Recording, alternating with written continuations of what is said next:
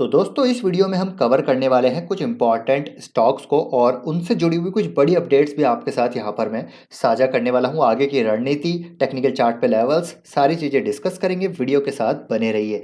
सबसे पहले हम बात करेंगे यहाँ पर पॉलीकैब के बारे में। तो पॉलीकैब की अगर मैं बात करूँ तो काफ़ी ज़बरदस्त कंपनी है और लॉन्ग टर्म ग्रोथ पोटेंशियल काफ़ी अच्छे नज़र आते हैं इस कंपनी के, और मेरा जो अलोकेशन है इस कंपनी में काफ़ी अच्छा खासा है। तो आज के दिन देखिए यहाँ पर मैंने अपना अलोकेशन थोड़ा बहुत यहाँ पर जो अपना स्टेक है यहाँ पर रिड्यूस किया है। पूरा नहीं, थोड़ा बहुत स्टेक यहाँ पर रिड्यूस किया है क्योंकि मुझे बेसिकली कैश की रिक्वायरमेंट थी और मेरे को कहीं और वो डिप्लॉय करना था। इसलिए मैंने यहाँ पर इसको थोड़ा सा स्टेक को अपना डिक्रीज किया है। तो ये हो गया पहला रीज़न। दूसरा रीज़न ये भी है कि यहाँ पर जो कॉपर के प्राइसेस है वो लगातार हमको कूल ऑफ होते हुए देखने को मिल रहे हैं, कॉपर और एल्यूमिनियम। अब ये दो इंपॉर्टेंट रॉ मटेरियल है पॉलीकैब के लिए, क्योंकि वायर्स एंड केबल्स इंडस्ट्री में इस सबसे ज़्यादा रिक्वायरमेंट कॉपर और एल्यूमिनियम की होती है। तो इनके प्राइसेस में हमको लगातार गिरावट देखने को मिल रही है। Copper eases from near 5 month high as Fed warning lifts dollar.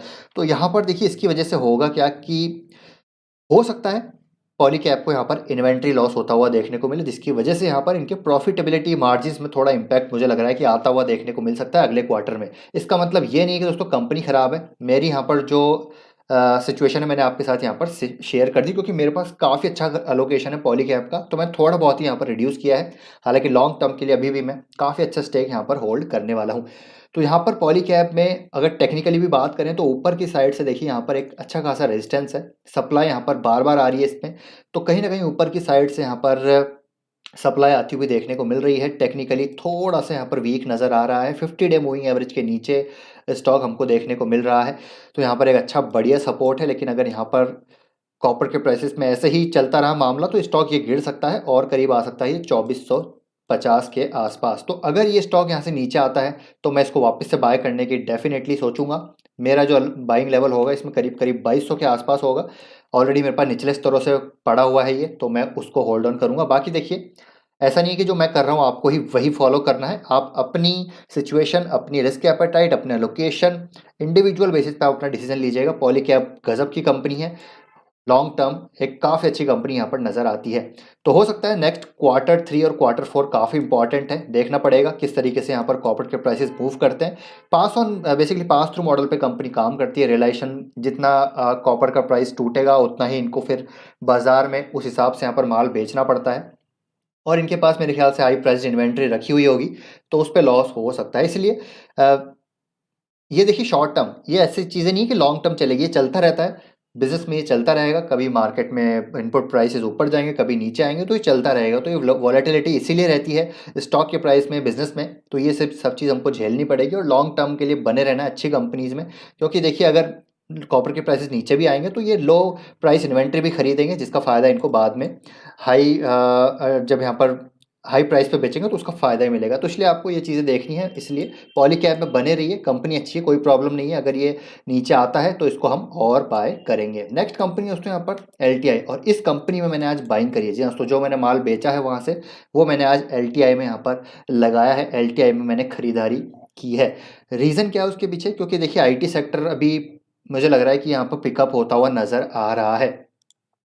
IT sector में एक ट्रेंड रिवर्सल हमको देखने को मिल रहा है। आप देखिए नेस्डैक में पिछले 3-4 दिनों में ही आई थिंक 10-12-13% की करेक्शन, सॉरी वहाँ पर रिकवरी हमको होती हुई देखने को मिल चुकी है। कहीं ना कहीं एक राउंडिंग बॉटम पैटर्न बनता हुआ नज़र आ रहा है। अपने एक बेस से ऊपर निकल चुका है, 200 डे मूविंग एवरेज के ऊपर है, 50 डे मूविंग एवरेज के ऊपर है। और साथ ही साथ यहाँ पर आपको पता है कि LTI और माइंड ट्री अब यहाँ पर जो है अपना operation as a single entity start कर चुके हैं। तो 24 तारीख यहाँ पर जो है रिकॉर्ड डेट है for the eligible share holders, और 24 तारीख से ही मुझे लगता है यहाँ पर जो LTI माइंड ट्री का शेयर है वो ट्रेड करने लगेगा। मतलब जो मर्ज्ड बिजनेस है वो स्टॉक मार्केट में भी जो लिस्टेड यहाँ पर कंपनी है वो LTI माइंड ट्री के नाम से आपको देखने को मिलेगी। माइंड ट्री यहाँ पर हट जाएगा और LTI माइंड ट्री के नाम से देखने को मिलेगा। तो अगर आपको बाइंग करनी है तो 24 तारीख रिकॉर्ड डेट है, एक्स डेट से पहले आप बाइंग कर सकते हैं। और बाकी देखिए ऐसा नहीं है कि यहाँ से स्टॉक नीचे नहीं आ सकता, नीचे ज़रूर आ सकता है, लेकिन मैं लॉन्ग टर्म का यहाँ पर सोच के चल रहा हूँ। तो मैं यहाँ पर धीरे धीरे वापस से इसको बाइंग कर रहा हूँ। हालांकि मेरे पास निचले स्तरों से पड़ा हुआ है, लेकिन मैं इसमें एवरेज अप कर रहा हूँ। नेक्स्ट कंपनी दोस्तों यहाँ पर एक्सिस बैंक। एक्सिस बैंक की बात की जाए तो टेक्निकली बहुत मजबूत नज़र आ रहा है एक्सिस बैंक। अगर मैं टेक्निकली बात करूँ तो आप देखिए एक मेजर रेजिस्टेंस, अपना एक लॉन्ग टर्म रेजिस्टेंस था इसका ये वाला, देखिए मैं आपको दिखाना चाहूँगा, ये देखिए यहाँ था 2019 में ये रेजिस्टेंस था, फिर ये रेजिस्टेंस था, फिर ये, उसको यहाँ पर ब्रेकआउट दे चुका है और बैंकिंग सेक्टर में शानदार हमको तेज़ी देखने को मिल रही है। बैंकिंग सेक्टर काफ़ी मजबूत नज़र आ रहा है और ऊपर की साइड भी एक रेजिस्टेंस था इसका ये वाला, उसको भी ब्रेकडाउन दे चुका है, ब्रेकआउट दे चुका है, उसके बाद रिट्रेसमेंट आया और यहाँ पर कंसोलिडेट कर रहा है। तो यहाँ पर मुझे लग रहा है फ्रेश रैली आ सकती है। तो एचडीएफसी, आईसीआईसीआई, कोटक, एक्सिस, ये 4 प्राइवेट सेक्टर बैंक हैं। निवेश करना चाहते हैं तो कर सकते हैं, वरना आप बैंक बीज भी ले सकते हैं, क्योंकि उनमें भी जो मेजोरिटी ऑफ द लोकेशन रहता है वो टॉप 4 प्राइवेट सेक्टर बैंक में ही हमको देखने को मिलता है।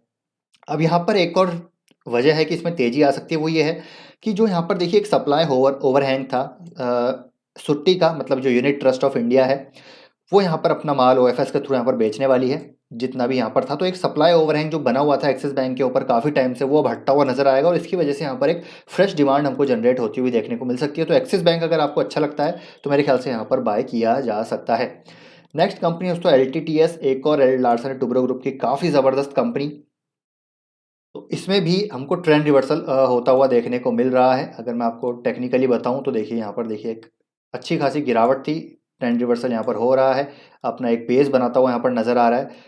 आप देखिए यहाँ पर बेस बनाता हुआ नजर आ रहा है और 200 डे मूविंग एवरेज के ऊपर, 50 डे मूविंग एवरेज के ऊपर, एज आई सेड कि यहाँ पर पूरे आईटी सेक्टर में हमको शानदार रैली देखने को मिल रही है। और अभी रिसेंटली मैंने एक वीडियो भी बनाया था, अगर आपने वो नहीं देखा है तो जाके देखिएगा, आईटी सेक्टर वाला ये वीडियो, जिसमें मैंने आपके साथ 8 शेयर डिस्कस किए हैं जो आपको मैंने बोला है कि आप ज़रूर इनको बाय कर सकते हैं, पोर्टफोलियो बना सकते हैं आईटी कंपनीज़ का, तो आप इसमें डेफिनेटली कंसिडर कर सकते हैं। बात करें LTTS की, तो यहाँ पर बाइंग की जा सकती है। अगर आप एक लॉन्ग टर्म विजन है आपका तो बाय आप कर सकते हैं। शॉर्ट टर्म वॉलेटिलिटी रह सकती है डेफिनेटली, तो उसको आपको देखना पड़ेगा, लेकिन लॉन्ग टर्म विजन है तो इसमें भी आप एक्यूमुलेट कर सकते हैं। अब यहाँ पर एक अपडेट है देखिए LTTS के रिगार्डिंग, तो आप देखिएगा कि यहाँ पर एक चीज़ देखने को मिल रही है, वो ये है कि यहाँ पर जो इनसाइडर्स हैं लगातार माल बेच रहे हैं। देखिए LTTS की बात मैं कर रहा हूँ यहाँ पर, ठीक है। जो डेजिग्नेटेड पर्सन है वो अपने माल लगातार बेच रहे हैं, कल भी बेचा था देखिए, और परसों भी बेचा था।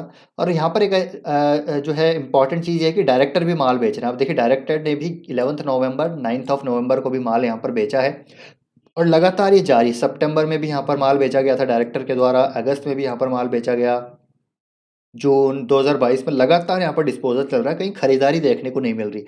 तो एक ये नेगेटिव हो सकता है, एक्विशन ज़रूर हुआ है यहाँ पर थोड़ा बहुत, लेकिन डेजिग्नेटेड पर्सन है, लेकिन डायरेक्टर माल बेच रहे हैं। तो ये एक आप कह सकते हैं कि एक कॉशन साइन हो सकता है कि डायरेक्टर माल बेच रहे हैं, लेकिन मेरे हिसाब से यहाँ पर कुछ भी रीज़न हो सकता है, कुछ भी पर्सनल इंडिविजुअल रीज़न हो सकते हैं जो हमको नहीं पता। यहाँ पर प्रमोटर माल बेचते हैं तब भी यहाँ पर थोड़ा सा रिस्क, आप कह सकते हैं कि कॉशन हमको रहना होता है, डायरेक्टर बेचता है तब भी रहना होता है। तो यहाँ पर वो क्यों माल बेच रहे हैं इसका हमको पता नहीं है, इसलिए हम यहाँ पर ज़्यादा कोई कंक्लूजन निकाल नहीं सकते। लेकिन ये एक चीज़ जो है हमको जानना ज़रूरी है एज ए इन्वेस्टर, कि यहाँ पर इनसाइडर सेलिंग होती हुई देखने को मिल रही है। तो इसका मतलब क्या है कि इसका मतलब ये थोड़ी है कि भैया यहाँ पर जो हमको भी बेच के निकलना है, ऐसा दोस्तों बिल्कुल नहीं है। जैसे मैंने बोला इंडिविजुअल रीज़न हो सकते हैं, किसी के भी कुछ भी रीज़न, लेकिन कंपनी की अगर मैं लॉन्ग टर्म प्रोस्पेक्ट की बात करूँ तो काफ़ी अच्छे नज़र आते हैं। डायरेक्टर तो पिछले साल भी माल बेच रहे थे, ठीक है, इन्होंने यहाँ पर भी माल बेचा होगा, लेकिन इधर भी माल बेचा है उन्होंने, इधर भी माल बेचा, इधर भी माल बेचा, लेकिन स्टॉक ऊपर ही जा रहा है। तो यहाँ पर ऐसा कोई बैड कोई इंडिकेशन नहीं है मेरे ख्याल से। बहुत ज़्यादा माल भी नहीं बेचा है, अगर हम देखें तो कितना माल बेचा है यहाँ पर, देखिए ज़्यादा माल नहीं है। डायरेक्टर से करीब करीब 4000 क्वांटिटी, बहुत ज़्यादा नहीं है, बहुत ही कम क्वांटिटी है। 1% ऐसा नहीं है कि 1% माल यहाँ पर भेज दिया है, तो ऐसा भी नहीं है। इसलिए थोड़ा ये अपडेट है जो आपको देनी थी। लेकिन मैं क्यों बोल रहा हूँ कि लॉन्ग टर्म के लिए आपको बने रहना, उसके पीछे रीज़न क्या है? उसके पीछे रीज़न है दोस्तों, देखिए LTTS ER&D स्पेस की यूनिक कंपनी, और ER&D स्पेस में आगे हमको काफ़ी ग्रोथ देखने को मिलेगी। अभी LTTS ने देखिए कैंपस में अपना एक मैसूर में अपना यहाँ पर कैंपस ओपन किया है, जहाँ पर वो करीब 1000 इंजीनियर अगले 2 साल में हायर करने वाले हैं।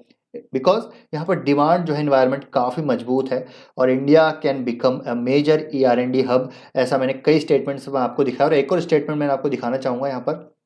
अभी हाल ही का एक स्टेटमेंट है, India will emerge as the hub for the design solutions across the ER&D space. अब देखिए यहाँ पर digital solutions across the ER&D space, और ये जो है आप एक पूरा आर्टिकल ही पढ़ सकते हैं, गूगल पे सर्च कीजिएगा यहाँ पर, ठीक है। ये वसंत श्रीनिवासन जो है, उनका एक आर्टिकल है, उन्होंने यहाँ पर काफ़ी ज़बरदस्त चीज़ें यहाँ पर बताई हैं। इस आर्टिकल में आप पढ़िएगा कि क्यों इंडिया एक ग्लोबल ER&D हब यहाँ पर बन सकता है, क्यों यहाँ पर गज़ब की अपॉर्चुनिटी है। तो ये सारी चीज़ें हमको पढ़ना ज़रूरी है, तभी हमको सेक्टर पे और बिजनेस पे कन्विक्शन आएगा, और बिजनेस तो काफ़ी मजबूत है, हम सभी को पता है, काफ़ी गजब की कंपनी है। और यहाँ पर जो क्लाइंट स्पेंडिंग है उसके लेकर भी यहाँ पर एक स्टेटमेंट आया था मैनेजमेंट का कि यहाँ पर वो बिल्कुल भी नहीं देख रहे हैं कि यहाँ पर कोई क्लाइंट स्पेंडिंग कम होती हुई देखने को मिल रही है। इनफैक्ट ये हमको बढ़ती हुई देखने को मिलने वाली है आगे आने वाले समय में। तो एल टी टी एस को भी आप बाय कर सकते हैं अगर ये आपको करेक्शन पे मिलता है करीब 3350 के लेवल के आसपास, तो स्कोर एक्यूमुलेट किएगा, और गिरता है तो यहाँ पर 2800 तक भी आ सकता है, 2900 तक भी आ सकता है, ठीक है, तो और बाय कर सकते हैं। हालांकि अब मुश्किल ही लग रहा है ये इतना नीचे आएगा, लेकिन देखिए कुछ भी हो सकता है मार्केट में। Q3 काफ़ी इंपॉर्टेंट है सारी आईटी कंपनीज के लिए। अगर रेवेन्यू स्लो डाउन यहाँ पर हुआ तो फिर स्टॉक में प्रेशर आएंगे, अगर रेवेन्यू स्लो डाउन नहीं हुआ, मार्जिन मेंटेन किए, तो फिर ये आपको ऑल टाइम हाई की तरफ सारे आईटी स्टॉक्स जाते हुए देखने को मिलेंगे। तो ये है दोस्तों अपडेट जो कुछ स्टॉक्स के रिगार्डिंग। आई होप ये वीडियो आपको इन्फॉर्मेटिव लगा होगा। पसंद आया वीडियो को लाइक कीजिए।